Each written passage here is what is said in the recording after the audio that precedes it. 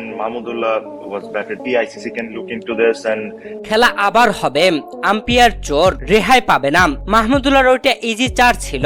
রেগে গিয়ে লাইভে এসে এবার একই বলল তামিম ইকবাল। দর্শক, দক্ষিণ আফ্রিকার বিপক্ষে দ্বিতীয় টি-20 ম্যাচে মাঠে নেমেছিল বাংলাদেশ, আর এই ম্যাচে মাঠে নেমে বাংলাদেশ আম্পায়ারিং ভুল ডিসিশনে ম্যাচটি হেরে যায় মাত্র 4 রানে, যেখানে দক্ষিণ আফ্রিকা বাংলাদেশকে টার্গেট দিয়েছিল 114 রানের। সেই রানের টার্গেটে ব্যাট করতে নেমে বাংলাদেশ শুরুতে কয়েকটি উইকেট হারালেও মাহমুদুল্লাহ রিয়াদ ও তাওহিদ হৃদয় দুর্দান্ত জুটি করে ম্যাচটাকে জয়ের প্রান্তে নিয়ে যান, যেখানে শেষ 24 বলে প্রয়োজন 27 রান। এরপরে আম্পায়ার যেন উঠে পড়ে লাগলো দক্ষিণ আফ্রিকাকে জেতাতে, যেখানে 17 ওভারের দ্বিতীয় বলে মাহমুদুল্লাহ রিয়াদের পায়ে লেগে বল বাউন্ডারি হলে সেটা আউট দিয়ে দেয় মাহমুদুল্লাহকে, যেটা কোনোভাবেই এলবিডব্লিউ আউটের যোগ্য নয়। তবে এরপরে মাহমুদুল্লাহ রিয়াদ রিভিউ নিলেও সেই 4টি ফেরাতে পারেননি। আউট থেকে রেহাই পেলেন মাহমুদুল্লাহ, তবে এরপরে তাওহিদ হৃদয়কে ভুয়া আউট দিয়ে প্যাভিলিয়নে পাঠালো আম্পায়ার। পরপর আম্পায়ারের ভুল ডিসিশনও ভেঙে পড়ে বাংলাদেশ, আর শেষ পর্যন্ত এসে মাত্র 4 রানে ম্যাচ হেরে যায়। হারের পরে অনেকেই তো অনেক কথা বলল মাহমুদুল্লাহ রিয়াদের ওই ভুল আউট দেওয়া নিয়ে। তবে এবার তামিম ইকবাল মুখ খুলল। ESPN ক্রিয়েন 4 লাইভে এসেছিলেন তামিম ইকবাল, সেখানে তামিম ইকবাল জানালেন সেটা কোনোভাবেই আউট হয় না, এটা একদম একপাক্ষিক আম্পায়ারিং। মাহমুদুল্লাহ রিয়াদের পায়ে লেগে বলটি সীমানা ছাড়া হয়েছিল, এটা 4 হয়েছিল, বাংলাদেশ 4 রান পায়, তবে আম্পায়ার সেখানে আউট দিয়েছে। এটা মানা সত্যি কঠিন, ICCর এটা দেখা উচিত।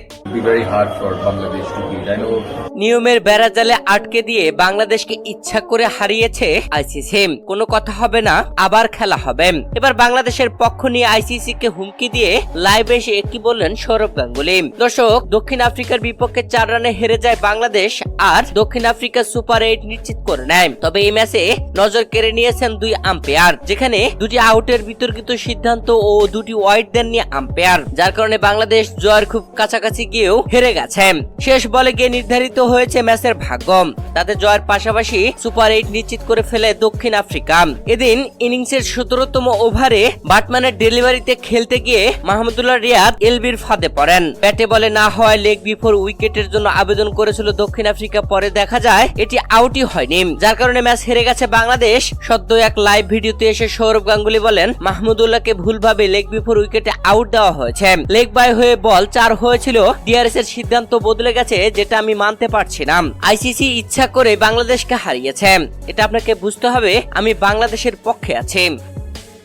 কানাডার বিপক্ষে রেগে ব্যাট ছুড়ে মারলেন বাবর আজম। জয়ের পরে উপস্থাপকের করা প্রশ্নের জবাবে একই উত্তর দিলেন বাবর আজম। দর্শক, নিজেদের তৃতীয় ম্যাচে কানাডার বিপক্ষে আজ খেলতে নেমেছিল পাকিস্তান, আর এই ম্যাচে কানাডা আগে টসে হেরে ব্যাট করতে নেমে 106 রান করে 7 উইকেট হারিয়ে পুরো 20 ওভার খেলে। কানাডার দেওয়া 107 রানের টার্গেটে ব্যাট করতে নেমে পাকিস্তান 7 উইকেটের জয় তুলে নিয়েছে 15 বল হাতে থাকতেই। তবে এই ম্যাচে বাবর আজম ঘটিয়েছেন বিতর্কিত ঘটনা, যেখানে মোহাম্মদ রিজওয়ান ও সিয়াম আইয়ুব ওপেনিং এ ব্যাট করতে আসেন। ওপেনিং এ সিয়াম আইয়ুব 6 রান করে প্যাভিলিয়নে ফেরেন। অন ডাউনে আসেন বাবর আজম। বাবর আজম এসে দেখে শুনে খেলার চেষ্টা করেন, তবে খেলতে পারেননি। খোঁচা মেরে উইকেট রক্ষকের হাতে ক্যাচ আউট হয়ে প্যাভিলিয়নে ফেরেন। দলীয় 15তম ওভারের চতুর্থ বলে বাবর আজম আউট হয়ে মেজাজ হারিয়ে ফেলেন। তিনি চেয়েছিলেন দলকে জিতিয়ে মাঠ ছাড়তে, তবে এরপরে ফাকার জামান এসেও আউট হয়ে যায়। 3টি উইকেট পড়লেও ওপেনিং এ নেমে এক প্রান্ত আগলে রেখে খেলেন মোহাম্মদ রিজওয়ান। দুর্দান্তভাবে হাফ সেঞ্চুরি করে দলকে জিতিয়ে ফেলেন। দর্শক, কানাডার বিপক্ষে ম্যাচ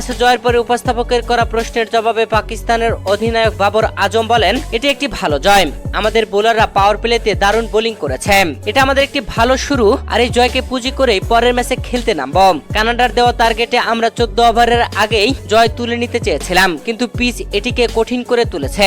চেয়েছিলাম দলকে জিতিয়ে মাঠ ছাড়তে, আউট হয়ে যাওয়ায় আমার রাগ উঠেছিল।